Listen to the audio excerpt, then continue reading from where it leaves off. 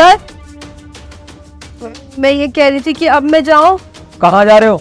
तुमसे बोला ना चुपचाप बैठी रहो यहीं पर, जब तक बड़े साहब नहीं आ जाएंगे जब तक कहीं नहीं जाओगी। अरे सर मैंने आपसे कहा तो है, जब मैंने कुछ किया ही नहीं है आपने हथकड़ी लगा के मुझे यहाँ और खड़ा कर दिया था।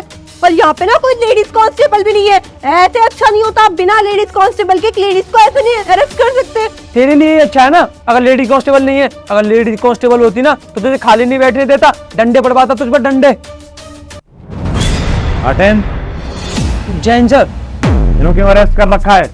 सर ये वही है जिसके पास से डायमंड मिले हैं, जो पास वाली ज्वेलरी शॉप से चोरी हुई थी ना, वो इसी लड़की ने की थी। और इसका एक साथी भी था, इसका साथी तो भाग गया पर इसको हमने पकड़ लिया रंगे हाथों। और डायमंड्स? डायमंड ये रखे। एक मिनट सर, मैंने तो यहीं पर रखे हुए थे डायमंड, पता नहीं कहाँ चले गए। सर अब मैं बताती हूँ आपको, बहुत बोल लिया इन्होंने, बहुत फंसा दिया। सारी बातें झूठी तो बता रहे हैं, अगर डायमंड होते तो यही रखे होते ना। डायमंड्स है ही नहीं, जब मैंने चुराए होंगे तभी तो होंगे ना। सर मेरी कोई गलती नहीं है, मैंने कोई डायमंड नहीं चुराए। कितना मुझे लेके आ गए यहाँ, रास्ते में मैं आ रही थी चुपचाप, मैं तो इनको जानती भी नहीं हूँ। पहले मुझे छेड़ने लगे, मेरे साथ बदतमीजी करने लगे, फिर जब मैंने कहा कि मैं जाके तुम्हारी कंप्लेंट करूंगी तो मुझे झूठे केस में फंसा दिया। हमारे साथ करी जगह मुझे यहाँ ले आए, मुझे तो कुछ भी नहीं पता।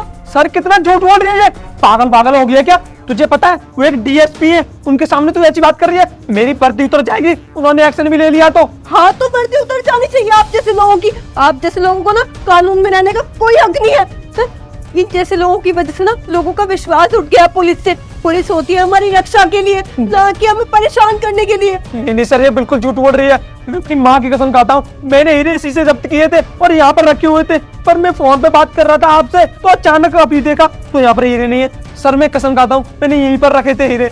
कसम? अपनी माँ की झूठी कसम मत खाओ, क्योंकि तुमने ना एक चोरनी का साथ दिया है।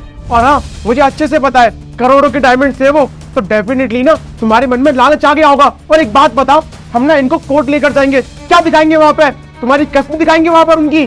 सर मैं सच बोल रहा हूँ, मैं झूठ क्यों बोलूंगा? सर आपको तो पता है पिछले 6 साल से मैं इस चौकी में काम कर रहा हूँ, आज तक मैंने कभी भी झूठ बोला है तो आज बोलूंगा। सर मैं सच बोल रहा हूँ, मेरी बात का विश्वास कीजिए आप। सर अगर ये सच बोल रहे तो मतलब मैं झूठ बोल रही हूँ। अगर मैं झूठ बोल रही होती ना तो ये सबूत देते, सारे सबूत मैं दे रही हूँ ना आपको। कहाँ हीरे है ही नहीं। सच मैंने कोई हीरे नहीं चुराए। मार्टिन, सच कौन बोल रहा है झूठ कौन बोल रहा है, इसका फैसला करना ना कोर्ट का काम है। तो कोर्ट सबूत मांगता है, इसको कोर्ट में पेश करेंगे तो माननीय न्यायालय हमसे सबूत मांगेंगे। क्या हम दिखाएंगे सामने? वर्दी उतर जाएगी मेरी भी और तुम्हारी भी, और फसीयत होगी सोरठ। इंक्वायरी बैठा देंगे वो हमारे ऊपर। बद्दा मजाक बना रखा हमने पुलिस डिपार्टमेंट का। सर मुझे थोड़ी प्यास लग रही है, मैं जरा पानी पी लूं। वो क्या है ना, हम इतनी दूर से चलकर आए हैं, इन्वेस्टिगेशन कर रहे हैं। हीरे? ये क्या सर, बोतल में हीरे चिपका रखे हैं? वाह वाह मैडम, ये तो मानना पड़ेगा, अकल बहुत आपके अंदर है। पर आप ना जल्दी जल्दी में गलती कर बैठी, इस बोतल पे ना उल्टा कवर चढ़ा दिया आपने। सर ये क्या कह रहे हैं आप? ये मैंने थोड़ी चढ़ाया है, मुझे नहीं पता। ये जरूर इनका काम है। हाँ ये इन्होंने किया होगा। सर मुझे नहीं पता, मैं तो कब से वहाँ खड़ी हुई थी और मेरे हाथों में हथकड़ी भी लगी हुई है। हथकड़ी लगे हुए मैं ये थोड़ी कर सकती हूँ। बस करो मैडम, बहुत हो गया तुम्हारी चालाकी। और ये चालाकी तुम्हारी नहीं चलेगी, मैं इसको अच्छी तरीके से जानता हूँ। ये कई सालों से यहाँ पर काम कर रहा है, मेरा जूनियर है। मैं अपने जूनियर को ना अच्छी तरीके से जानता हूँ, कौन कैसा है और कौन कैसा नहीं है। यही तुम्हारे सादे दिमाग की करतूत है। बचोगी नहीं तुम। अब कोर्ट में पेश करूंगा तुमको भी और सबूत को भी। सर माफ कर दीजिए ना, बहुत बड़ी गलती हो गई है।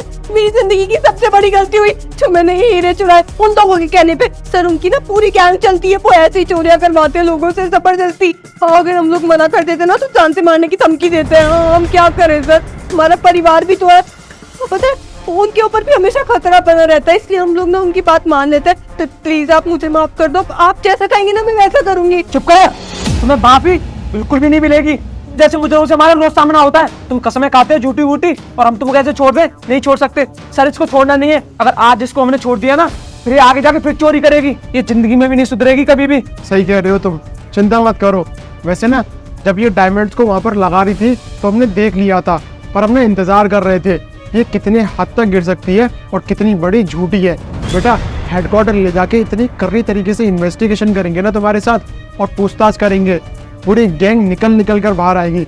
हमारी जितनी भी बड़ी गैंग है, जितने भी लोग हैं, सबको पकड़ के रहेंगे। क्योंकि इतना नाक में दम कर रखा है ना तुम लोगों ने, बता नहीं सकता।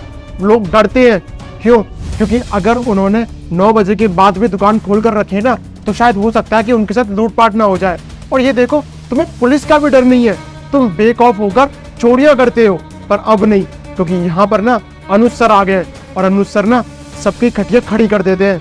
इन्वेस्टिगेशन करने की जरूरत ही क्या है? मैं तो सब बताने के लिए तैयार हूँ, जितना मुझे पता है ना मैं सब बता दूंगी, बस आप मुझे माफ कर दो। वो तो तुम बताओगी ही। अब तुम हाथ आ गई हो ना पुलिस में, और तुम्हारे साथी भी आ जाएंगे, तुम्हारा पूरा गैंग ना मैंने घसीट मारा तो मेरा भी नाम अनुज यादव नहीं। ले चलो इसको।